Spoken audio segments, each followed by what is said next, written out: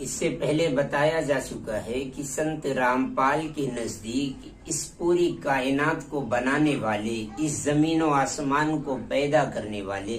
یہ کبیر داس ہیں۔ اس لیے عبادت کے لائق اور مستحق بھی صرف کبیر داس کی ذات ہوگی۔ اگر ایک کبیر داس کی عبادت کی گئی، کبیر داس کی بندگی کی گئی، تب تو اسے اصل معنوں میں عبادت اور بندگی کہا جائے گا۔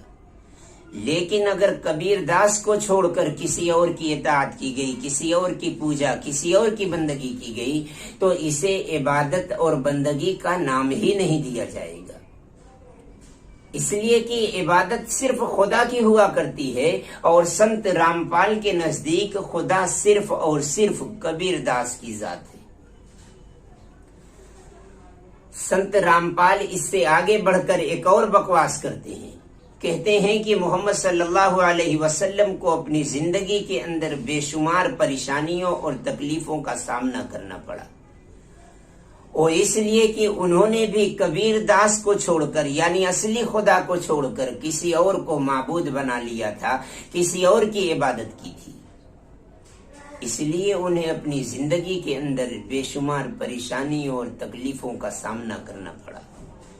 اگر انہوں نے کبیر داس کی عبادت کی ہوتی، کبیر داس کی بندگی کی ہوتی، تو انہیں اپنی زندگی میں اس طریقے کی پریشانیوں کا سامنا ہرگز نہ کرنا پڑتا۔ کے اوپر کسی کیر ٹوٹ گئے، 3 پتر تھے، آنکھوں کے تارے، تینوں کے تینوں ان کی آنکھوں آگے مر گئے، تو وہ ویکتی سکھی نہیں ہو سکتا۔ موقع تو یہ تھا کہ ہم اس وقت دکھ اور سکھ کے پورے فلسفے کو بیان کرتے، تاکہ ہر شخص کو یہ بات آسانی کے ساتھ سمجھ آ جاتی کہ انسانوں کو آرام بھی مل سکتا ہے، انسانوں کو دکھ بھی پیش آ سکتا ہے۔ اس دنیا میں رہتے ہوئے ہر شخص کے ساتھ دکھ اور سکھ یہ دونوں کے دونوں لگ سکتے ہیں۔ دکھ کو دیکھ کر اور سکھ کو دیکھ کر کسی بھی شخص کے صحیح یا غلط ہونے کا فیصلہ نہیں کیا جا سکتا۔ لیکن دشواری یہ ہے کہ سنت رامپال جیسی سڑی کھوپڑی کے لیے اتنی محنت کون کرنے جائے، اور اگر محنت کر بھی دی گئی تو ہمیں یقین ہے کہ ان باتوں کو سمجھنے کے لیے سنت رامپال کی کم از کم 7-8 نسلیں ختم ہو جائیں گی، لیکن یہ باتیں سمجھ میں نہیں آئیں گی۔ اس لیے میں مختصراً صرف 2-3 باتیں عرض کرتا ہوں تاکہ بات آسانی کے ساتھ سمجھ آ سکے۔ سب سے پہلی بات تو یہ ہے کہ یہ دنیا ایک دارالامتحان ہے، یہ دنیا آزمائش کی جگہ ہے۔ اس دنیا کے اندر جو بھی انسان آیا ہے وہ آزمانے ہی کے لیے بھیجا گیا ہے، وہ امتحان ہی کے لیے اس دنیا کے اندر آیا ہے۔ البتہ امتحان اللہ کبھی آرام دے کر کے لیتا ہے تو کبھی تکلیف دے کر کے لیتا ہے۔ آزمائش کی گھڑی کبھی دکھ میں آتی ہے تو کبھی سکھ میں بھی آتی ہے۔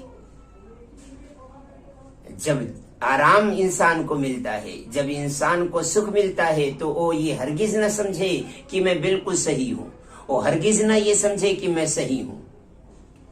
بلکہ یہ آرام اسے جو ملا ہے، یہ سکھ جو ملا ہے، اللہ نے آزمانے کے لیے دیا ہے، اللہ نے آزمائش کے لیے دیا ہے کہ دیکھو میرا بندہ اس آرام پر میرا شکر ادا کرتا ہے کہ نہیں، میرا بندہ میرا گنگان کرتا ہے کہ نہیں، اور پوری دنیا کے سامنے یہ اعلان کرتا ہے کہ نہیں کہ مجھے جو کچھ بھی ملا ہے یہ میرے رب کا انعام ہے، یہ میرے رب کا فضل ہے۔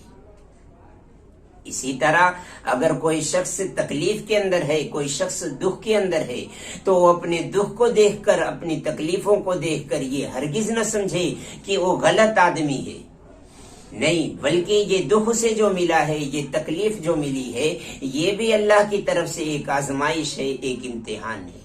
اللہ دیکھنا چاہتا ہے کہ میرا بندہ ان تکلیفوں کے اندر، ان پریشانیوں کے اندر صبر کرتا ہے کہ نہیں، اور اپنی پریشانیوں کو، اپنی تکلیفوں کو میرے سامنے رکھتا ہے کہ نہیں، مجھ سے لو لگاتا ہے کہ نہیں، مجھ سے مدد مانگتا ہے کہ نہیں۔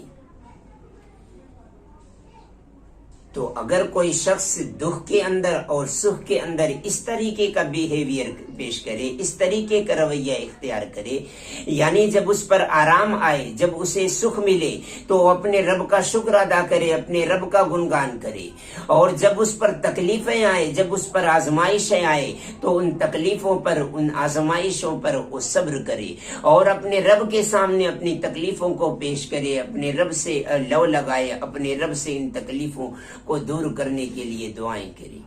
अगर कोई शख्स ऐसा करता है तो हम उसे सही कह सकते हैं, हम उसे नेक कह सकते हैं, हम उसे अच्छा कह सकते हैं। इसके बरअक्स अगर कोई ऐसा इंसान है जो तकलीफों में तो अल्लाह से लव लगाता है, जो मुसीबत और परेशानियों को तो अल्लाह के सामने पेश करता है, लेकिन जब उसे आराम मिलता है, जब उसे के पास दौलत आती है तो अपने रब को भूल जाता है, वो अपने खालिक व मालिक को भूल जाता है और उसकी नाफरमानी करने लगता है। तो ऐसे शख्स को हम गलत कह सकते हैं, बुरा कह सकते हैं। तो खुलासा कलाम ये निकला कि किसी की तकलीफ को देखकर या किसी के आराम को देखकर उसके सही या गलत होने का फैसला ये कतई नहीं किया जा सकता। हाँ, अगर फैसला ही करना है, गलत और सही को जांचना है, तो फिर ये देखा जाए कि मुसीबत में इंसान का बिहेवियर कैसा था और आराम के अंदर इंसान का बिहेवियर कैसा। अगर दोनों हालतों में वो अपने रब की तरफ रुजू करता है, वो अपने रब की तरफ से इसे इनाम मानता है या रब की तरफ से उसे एक आजमाइश मानता है, तो उसे हम सही कह सकते हैं, उसे हम अच्छा कह सकते हैं। और अगर कोई शख्स तकलीफ में तो अल्लाह की तरफ रुजू करता है लेकिन आराम के अंदर अल्लाह को भूल जाता है, तो हम इसे गलत और बुरा कहेंगे। दूसरी बात यह है कि हम किसी के दुख को देखकर, किसी के सुख को देखकर उसके सही या गलत होने का फैसला कर ही नहीं सकते,